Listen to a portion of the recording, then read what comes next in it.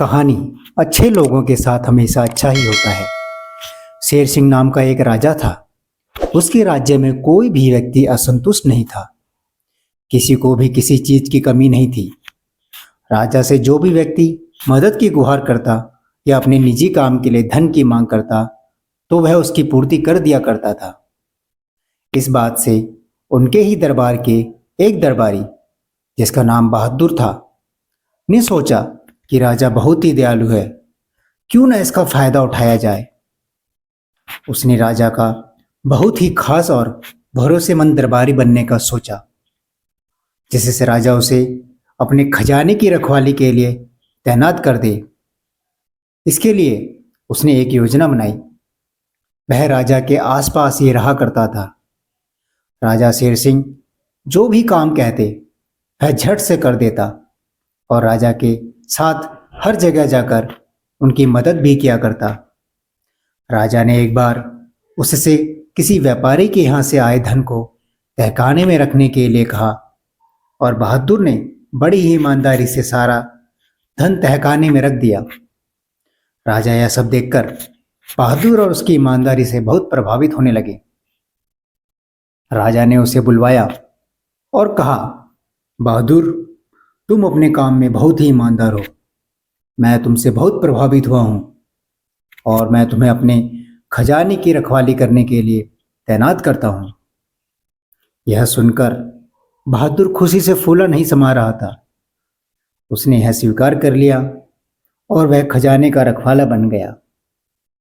कुछ समय तक उसने अपना काम ईमानदारी से किया, जिससे राजा को उस पर और भी ज्यादा भरोसा हो जाए। फिर उसने खजाने में धीरे धीरे करके घोटाला करना शुरू कर दिया। एक के बाद एक घोटाले करता चला गया, जिससे खजाने में बहुत ज्यादा नुकसान होने लगा। किंतु राजा को बहादुर पर पूरा भरोसा था। उसे लगा कि कोई और है जो खजाने में घोटाला कर रहा है। उसने अपने सैनिकों से इस घोटाले के बारे में पता लगाने को कहा। सभी लोग उस घोटाले करने वाले आदमी को खोजने लगे।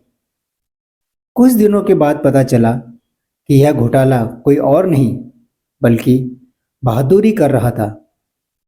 राजा ने बहादुर को दरबार में बुलवाया और उससे कहा, तुम तो बहुत ही बेईमान निकले। तुमने मेरा भरोसा तोड़ा है। तुम्हें दंड अवश्य दिया जाएगा। ऐसा कहकर राजा ने उसे महल से निकाल दिया। महल से निकल जाने के बाद बहादुर ने सोचा, अब मुझे कोई काम नहीं मिलेगा और यह सब राजा की वजह से हुआ है। मैं राजा को मार दूंगा। ऐसा सोचते हुए उसने राजा को मारने की योजना बनाई। वह चुपके से छिपते हुए महल के अंदर घुस गया और किसी तरह वह महल के रसोई घर में पहुंचकर उसने राजा के खाने में जहर मिला दिया, जिससे कि राजा की मृत्यु हो जाए। किंतु राजा बहुत ही दयालु और अच्छा इंसान था। उसने यह खाना गरीबों में बंटवाने के लिए बनवाया था। बहादुर को जब यह पता चला तो सुनकर डर लग गया। उसे ने लगा कि मैं तो राजा को मारना चाहता हूं, लेकिन ये क्या, यह खाना तो मासूम और गरीब लोगों को खिलाया जाने वाला है। किंतु मैं उन सबकी मृत्यु का पाप का भागीदारी नहीं बन सकता। तब वह राजा के पास गया और उनसे कहने लगा, हे राजन, यह खाना गरीबों में मत बांटिए।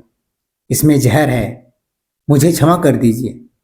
मैं लालच में आकर यह गलत कदम उठा बैठा। राजा के अच्छे स्वभाव के कारण उनकी जान भी बच गई और बहादुर को भी अपनी गलती का एहसास हुआ और वह अपने राजा के अच्छे आचरण से बहुत प्रभावित हुआ और उसने राजा के दिखाए गए रास्ते पर चलने का फैसला किया। जय श्री कृष्ण। राधे राधे। नारायण।